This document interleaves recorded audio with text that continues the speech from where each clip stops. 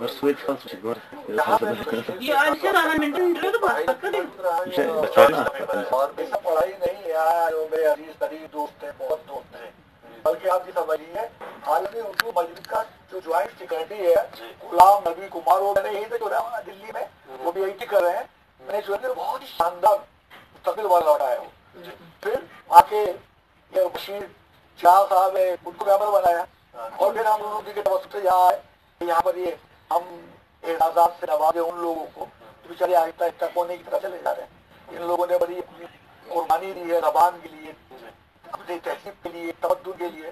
یعنی جناب یوسف بیگ صاحب، آج مقام یہ فاروق ناطقی صاحب، انہوں نے کتابیں لکھی اردو میں، صحیح ہے. 28 میں اردو اگر دیکھا جائے تو یہاں کی زبان غلام سنگھ کی پوتے کا بنا تھا 1927 میں، یہاں کی رابطے کی زبان جو منتقلی رابطے کی زبان بنائی تھی. اور کشمیر کا مستقبل، کشمیر میں اردو کا مستقبل اجول ہے، ہندی میں تابناک ہے اردو میں. اور ہم سمجھتے ہیں کہ جناب کشمیری کے ہوتے ہوئے بھی یہاں پر تعلیم جو ہے اردو میں ہے، گورنمنٹ نے اس کا دھیان دیا ہے.